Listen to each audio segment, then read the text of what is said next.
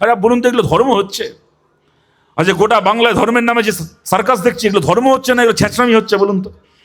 একদিকে আছে মমতা ব্যানার্জি, খেয়ে দিয়ে কাজ নেই, ঈদের দিন সকালবেলা চলে যাবেন রেড রোডে নামাজের মঞ্চে উঠে, পারেন না নামাজ পড়তে, তাও নামাজ পড়ার ঢং করবেন, মাথায় কাপড় জড়িয়ে ভাষণ দেবেন, হাতে মাইক নিয়ে একটা নামাজের মঞ্চকে পাটিবাজির মঞ্চ বানাবে, হাতে মাইক নিয়ে এ মাথা থেকে ও মাথা ঘুরবে, আর একটা সাধারণ কথার মধ্যে 5 বার ইনশাল্লাহ বলবে।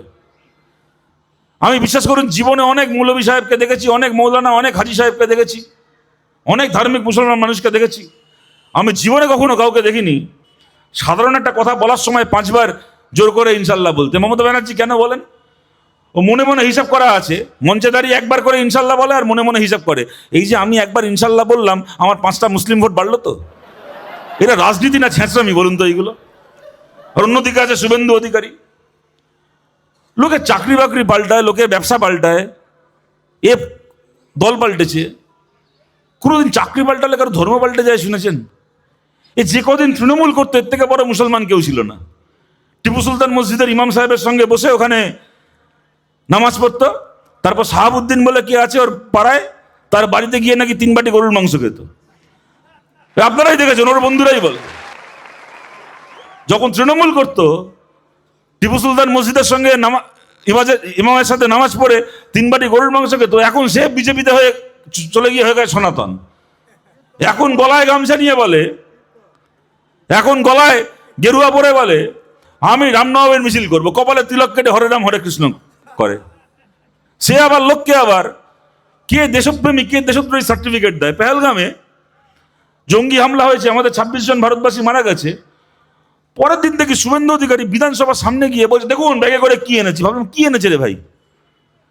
ভাবলাম বোধহয় সন্ত্রাসবাদীরা, সেদিন থেকে আমরা বলছি যে পেহেলগামে আসলো, লোকে ঢুকলো, মেরে চলে গেল, আমাদের 26 জন ভারতীয়কে জঙ্গিরা কোথায় চলে গেল কেউ খুঁজে পেল না, খুঁজে পাওয়া যাচ্ছে না। হঠাৎ শুভেন্দু অধিকারী বিধানসভার বাইরে বলছে, এ দেখুন ব্যাগে করে কি নিয়ে আসছে। হলাম কি ব্যাগে করে ও জঙ্গিগুলোকে ধরে এনেছে নাকি? বললাম ব্যাগ থেকে বোধহয় জঙ্গিগুলো বেরোবে। ও মা, দেখছি পাকিস্তানের পতাকা বার করছে, 1 2 3 4 করে গুনছে, 26টা পতাকা। ব্যাগ থেকে 26খানা পতাকা বার করেছে পাকিস্তানের, করে বলছে পাকিস্তানকে জব্দ করব। কি জব্দ করবে? বলছে পতাকাগুলোকে এবার আমি এখানে পোড়াবো। চিন্তা করুন কত বড় ভাঁড় হতে পারে একটা লোক। ওরা আমাদের 26টা মানুষকে মেরে গেল, এই 26টা ন্যাকড়া পোড়াবে, তাতে নাকি পাকিস্তান জব্দ হয়ে যাবে।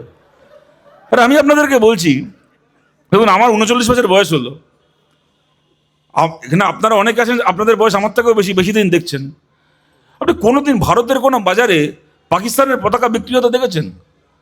ভারতের পতাকা পাওয়া যায়, আমি দেখি ফুটবল ওয়ার্ল্ড কাপের সময় ওই অনেকে আর্জেন্টিনার সাপোর্টার আছে, আমাদের এখানে অনেক ব্রাজিল সাপোর্টার আছে, ব্রাজিল আর্জেন্টিনার পতাকা পাওয়া যাচ্ছে, প্যালেস্তাইনের পতাকা পাওয়া যায়। যখন আমরা প্যালেস্তাইনের প্রতি সংহতি জানিয়ে মিটিং করি, মিছিল করি, প্যালেস্তাইনের পতাকা আমাদের ভারতে বলে না গোটা পৃথিবীতে পাওয়া যায়। প্যালেস্তাইন এত বছর ধরে আক্রান্ত একটা দেশ, তার হয়ে দেশে দেশে মিছিল হয়, মিটিং হয়।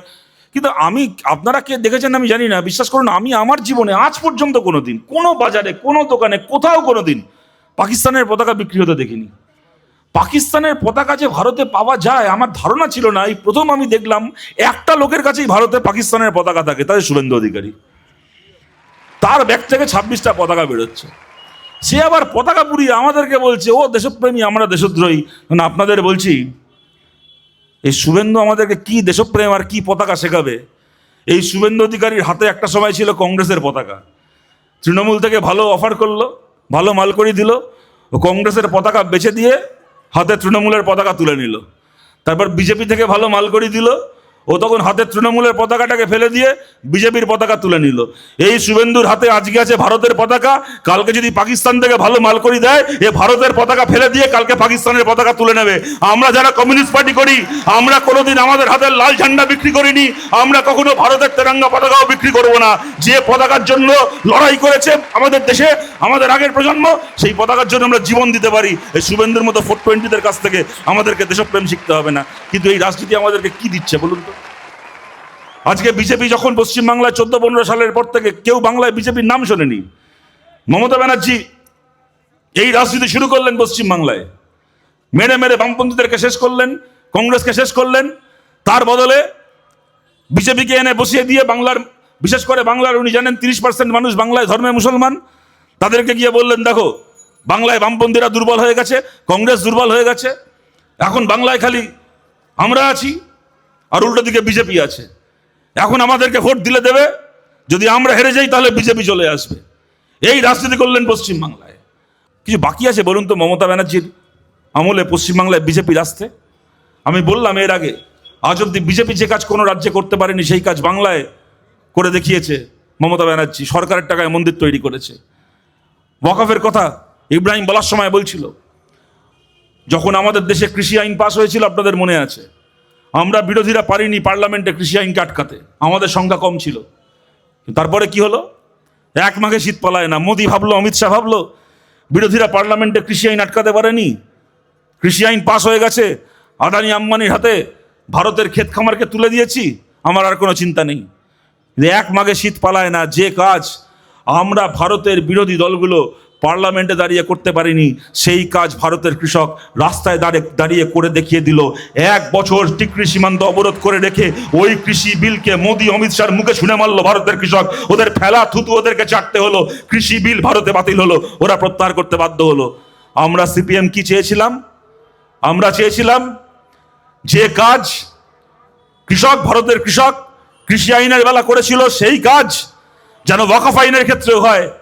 ওয়াকফের সংশোধনী আন্দোলনের মধ্যে দিয়ে কেন্দ্রের সরকার ফেরত নিতে বাধ্য হয়। আর মমতা ব্যানার্জি কি বলে দিলেন? বলে দিলেন পশ্চিমবাংলায় আমি থাকতে ওয়াকফের বিরুদ্ধে কোনো মিটিং মিছিল করতে দেব না, আন্দোলন করতে দেব না। যদি ওয়াকফের বিরুদ্ধে মিটিং মিছিল করতে হয় দিল্লি গিয়ে মিটিং মিছিল করো। আরে মমতা ব্যানার্জি, আপনি ভোটের আগে মুসলমান মহল্লা এসে বলেছিলেন আমাকে ভোট দাও, আমার এমপিরা দিল্লিতে গিয়ে বিজেপির বিরুদ্ধে লড়বে। তখন বাংলার সাধারণ মুসলমানকে বলবে তোমরা বাংলায় মিটিং মিছিল করতে পারবে না, লড়ার থাকলে ওয়াকফের বিরুদ্ধে দিল্লিতে গিয়ে লড়ো। আরে আমাকে যদি ওয়াকফের বিরুদ্ধে লড়ার জন্য টিকিট কেটে এখান থেকে দিল্লি যেতে হয়, তাহলে আমার ভোটে তৃণমূলের যে এমপিগুলো দিল্লিতে গেল, তারা কি দিল্লিতে গিয়ে সেলফি তুলে ফেসবুকে পোস্ট করার জন্য তারা দিল্লিতে গিয়ে এমপি হয়েছে? বললেন নাকি পশ্চিমবাংলায়? বলে আমি বেঁচে থাকতে বাংলায় এসআইআর হবে না। সে বাংলায় এসআইআর শুরু হয়ে শেষ হয়ে গেল, জানি না মমতা ব্যানার্জি এখনো বেঁচে আছেন না এর মধ্যে মরে পড়ে গেছেন। সেই দিন বলেছিলাম বিজেপি চায় এসআইআরকে ব্যবহার করে পশ্চিমবাংলার ভোটার লিস্ট থেকে ইচ্ছে মতো গরিব মানুষের নাম কাটতে, দলিত মানুষ, আদিবাসী মানুষ, সংখ্যালঘু মানুষের নাম কাটতে। কিন্তু চাইলেই বিজেপির এটা পশ্চিমবাংলায় পারার কথা নয়। যা ওরা বিহারে করতে পেরেছে তা এত সহজে বাংলায় পারবে কেন? এসআইআর যতই ইলেকশন কমিশন করুক, নির্বাচন কমিশন করুক, এসআইআর এর কাজটাকে হাতে কলমে করতে হয় রাজ্যের সরকারি কর্মচারীদেরকে। বিহারে বিজেপি করতে পেরেছে কারণ বিহারে রাজ্যের সরকার বিজেপির, কর্মচারীরা বিজেপির কর্মচারী, তাদেরকে দিয়ে বিজেপি যা ইচ্ছে তাই করিয়েছে। পশ্চিমবাংলায় বিজেপির সরকার নেই, পশ্চিমবাংলায় মমতা ব্যানার্জির সরকার। এখানকার রাজ্যের কর্মচারীদের চেহারা আমরা দেখেছি পঞ্চায়েত ভোটের সময়। মমতা ব্যানার্জি বলে দেয় সিপিএম এর সিম্বলের পাশে যেখানে ভোট থাকবে সেই ব্যালট পেপারকে গোনা যাবে না, সেই ব্যালট পেপারকে জানলার বাইরে ফেলে দিতে হবে, ফেলে দিতে না পারলে খেয়ে নিতে হবে।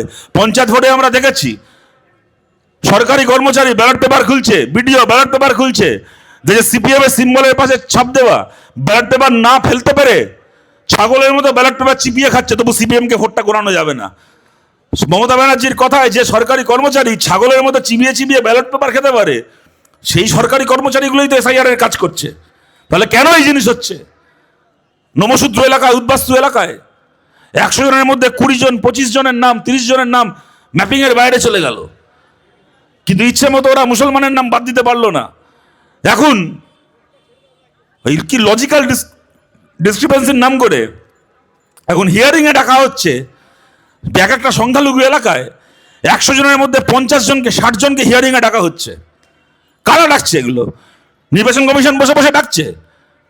নির্বাচন কমিশন তো মাথার ওপর বসে রয়েছে, খাতায় কলমে তো কাজগুলো করছে মমতা ব্যানার্জির দলের সরকারি অফিসারগুলো।